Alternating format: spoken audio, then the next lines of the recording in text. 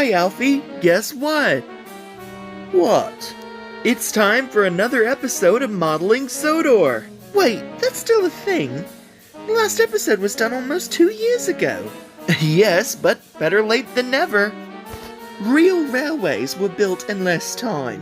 Now, Alfie, Matt's very busy. I'm not sure what he does exactly, but I'm sure he works very hard. And besides, there's lots of updates in this episode, including a redesigned intro, filming in HD, and a shorter runtime. How is it shorter? Well, it says here that he's cut unnecessary scenes, like the Jack and Alfie segments. Oh. My name is Thomas and Friends 47, and I've been making layouts for as long as I can remember. But you've only seen the end process. You watched my layout tours and reveals, but you didn't see how long it took, how much work and time was involved, or how much fun it is. You asked questions about how I did it, but it's been hard to explain. Until now. This is modeling railways step by step. This is modeling Sodor.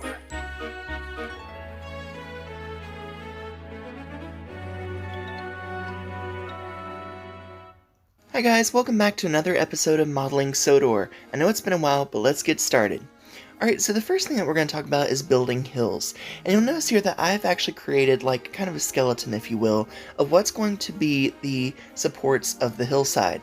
The next thing that I do is I take a marker and I actually draw the outline of where I want the hill to end. And this way that cardboard is in the middle, and then that shows me where all of the hillside would end. The next thing that you're going to do is grab some reading material. And once you're done reading through the Modern Modular Organization, we're actually going to take this paper and we're going to use it for part of our hillside. And I'll show that more in this next video. But then you'll take by ripping the paper out. Now please ask a parent or guardian before you do this to their magazines. Make sure it's magazines that you do not want to keep. But next, we're just going to take and crumple that paper slightly and then put it on the hillside. Now, there's two different techniques. You can use tape, which is what I've done here, or you can use hot glue, which is what I did on my second hillside. And to be honest, I kind of like the hot glue a little bit better.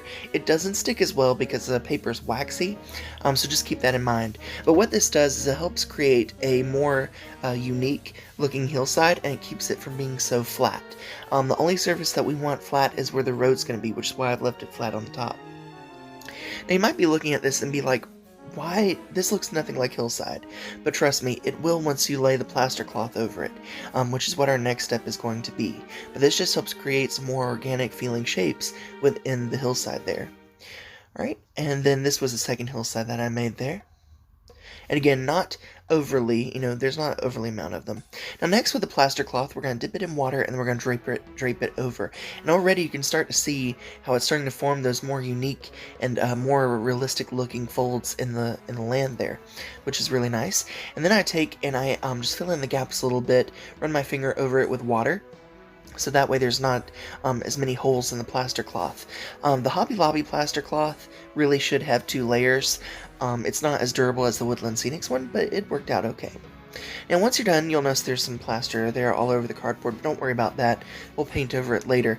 But right now we need to let this dry. And what I recommend doing, if you have not used grass powder on any of the other layout, what you want to do is you want to set a box fan up, or some kind of fan or something to help keep a air supply going over it, and that'll, in my opinion, it helps it dry faster. But usually I let it dry 24 to 48 hours. Typically the longer the better.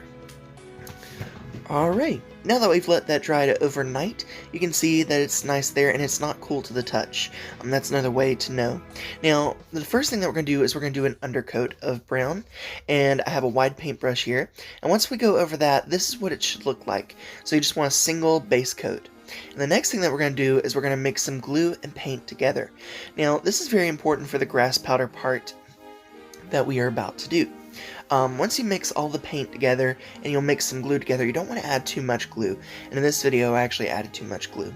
The other thing is you want to make sure that you do a base coat first. So that would be just paint, and then you would do paint and glue afterwards.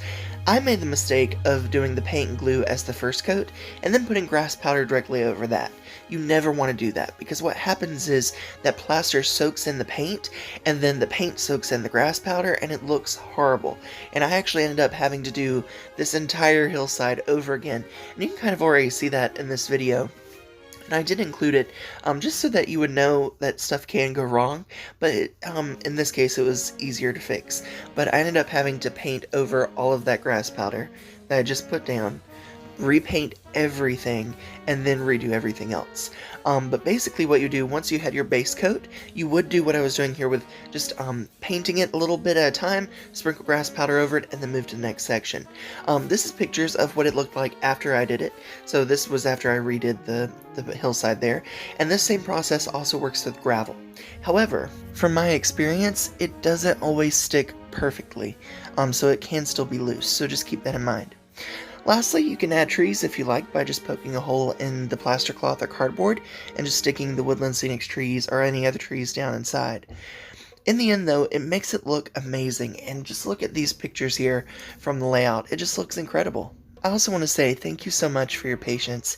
I know it's been a while since I've released another episode, but I'm so glad that you guys are still here enjoying my content, and I hope that you enjoyed this episode of Modeling Sodor.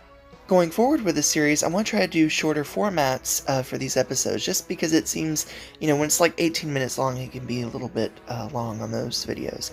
Kind of boring, so I don't want to do that. But anyway, let me know what you thought in the comments below, and I'll see you all again very soon. Bye for now! Well, that was very interesting. Please, Shaman Miller could do better. Anyway, I hope you all enjoyed it. Who on Sodor are you talking to? Our viewers, of course. Oh, yeah, there's only 3. Well, that's 3 we didn't have before. Alright guys, we'll see you in the next episode. If it's anything like this one, it'll be out in 2 years. Alfie, you're very grumpy today.